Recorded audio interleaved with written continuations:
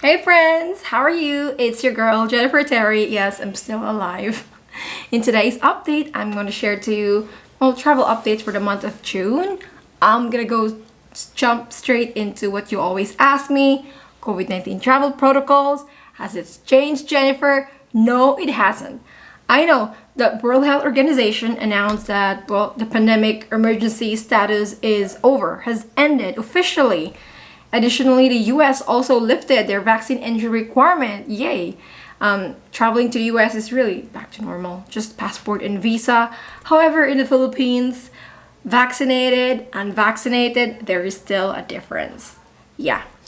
Vaccinated travelers, just simply bring your vaccination proof. Remember, registration to e-travel, you'll have to declare your vaccination status there. While if you are unvaccinated, partially vaccinated, 15 years old and above, you still need to be tested. Yeah, you need to present a negative test result to enter the Philippines. And you have the choice to take the test in your country of origin or here in the Philippines upon arrival. So that's your choice, whether to take the test before departure or upon arrival. But many insurance companies no longer cover COVID-19 testing for travel, so it might cost you more this time. And also there are fewer COVID-19 testing centers available since it's more difficult now to find a testing center that is open available, especially on the weekend. What you can do is you can purchase your own COVID-19 test kit, the antigen test. But remember, be sure to get a signed certificate from a healthcare provider or professional. Okay, the result needs to be in a form of certificate or letter. Now, with the test result, it's not required for boarding. Okay, again, because you have the option to take the test upon arrival. So just remember that unvaccinated travelers, you can come in, but you'll still need to be tested. If you're traveling with children, no need to get them tested if they're unvaccinated. Only the unvaccinated 15 years old and above. Test, I know. That is so 2020, 2021-ish. It's 2023. It's more than high time we remove that testing requirement for the unvaccinated. Let travelers just be travelers without the segregation of vaccination status. IETF, Department of Health Secretary, lift it. Anyways, Naia update. Remember, June 16 is the second phase of the new terminal assignment. So starting June 16, all international flights of Philippine Airlines will be in Terminal 1 and all their domestic flights will stay in Terminal 2. So yeah, you'll have to change terminal. Don't worry. And well, if you're flying with Philippine Airlines, let's say international to domestic or domestic to international, they will assist you in transferring your bag to another terminal. They will do it for you. And if you have to transfer, there is an airport shuttle service available 24/7 that runs between all of Naia's terminals. And still, be early at the airport, guys. Remember, months ago, some passengers missed their flight because of the long queue at immigration. It's still happening as of yesterday. Naia Terminal 3, the biggest terminal, was saddled with long passenger queues. Ayan, long passenger queue. Mahaba po yung pila. Ayan, so it's still better to arrive early. Like 4 hours before your flight, be at the airport na. As soon as the gate opens for check-in, go check in. And if you can do online check-in, that's much easier because then you can go skip to bag drop. That's what I always do. If you can, do it.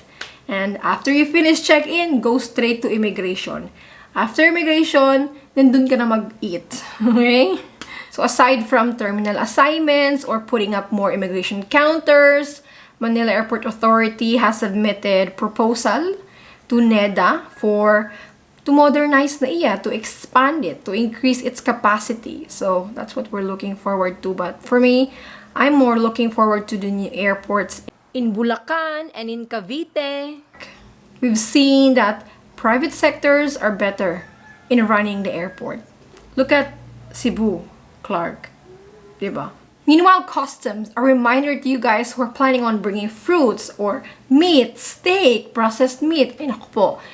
Last week, customs confiscated fruits and processed meat from foreign travelers coming from Vietnam and China.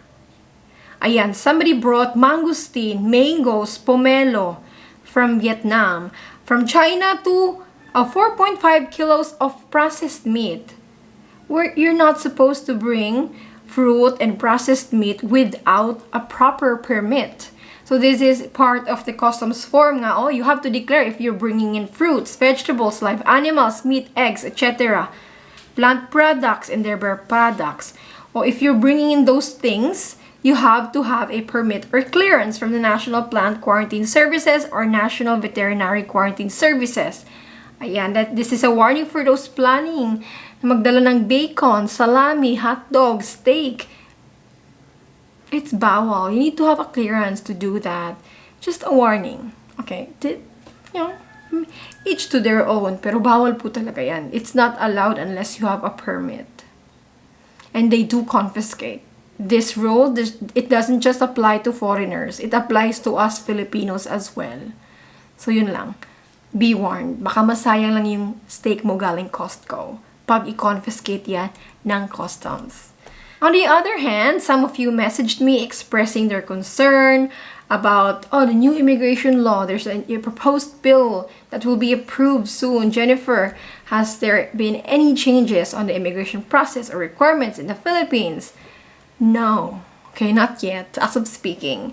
If you are a non-visa required national, which most of you are, Americans, Canadians, Australians, New Zealand, South Koreans, Japanese, more than 157 countries, you can still come in the Philippines visa-free. You can stay for 30 days, and that is extendable up to 3 years. Still the same. Nothing has changed. And you only need an exit clearance if you've stayed here for 6 months or more continuously.